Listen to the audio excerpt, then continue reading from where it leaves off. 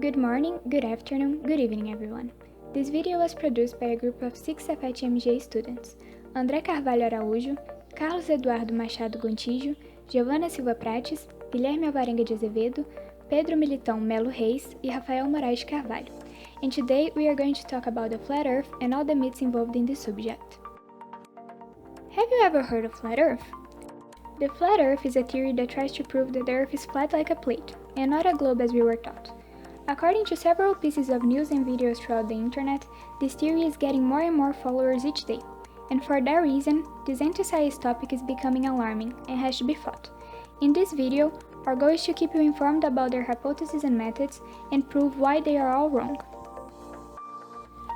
Is this science? Let's analyze this case. Does it follow the principles of the scientific method? Actually, people who believe in that theory use some of science's main aspects, don't trust everything that is shown to us, and question how the nature and the world works.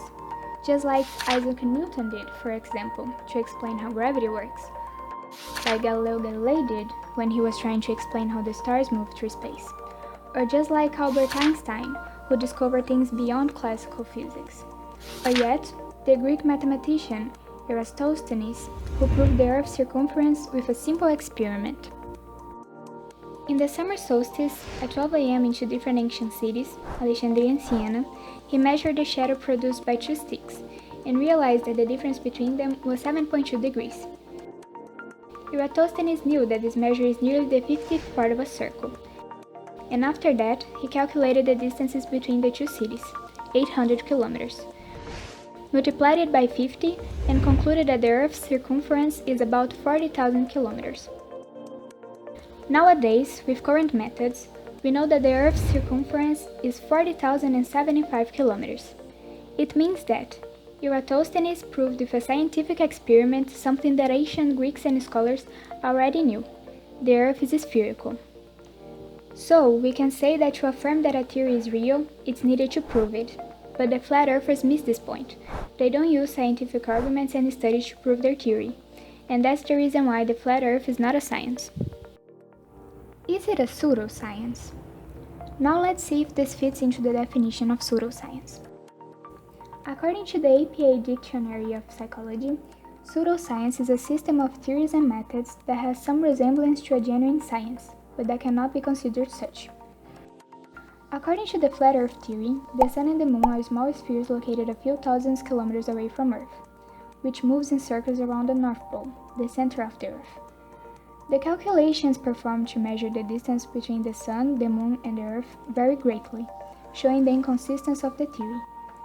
Another claim they use as a basis is that we don't see the curvature of the Earth when we are in an airplane, what can be easily refuted by observing a boat in the horizon. As it moves away, it disappears from bottom to top. Bringing experiments that apparently prove that the Earth is flat, but that can easily be disproved through true science. Another aspect that must be discussed is gravity. If the Earth was flat, it would be collapsing at its own center due to gravity's force, and at some point end up becoming a sphere, due to a concept called minimum energy. The sphere is the most stable of all geometric shapes found in nature. That's because it is the only shape in which all points on the surface are at the same distance from the nucleus. That's why our planet and every other massive body in the universe is spherical in shape. So even if you wanted, the Earth couldn't be any shape other than a sphere.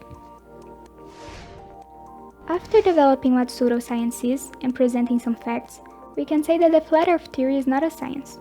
This is due to the fact that there are several researches proving that the Earth is round and not flat. In addition, thanks to the advancement of technology, we have photos taken from space proving that no planet in our galaxy is flat. The rise in flat Earth beliefs have been fueled mainly by the internet, YouTube videos in particular. One of the reasons videos on this topic are popular is the algorithms that recommends them to viewers of other conspiracy-related content.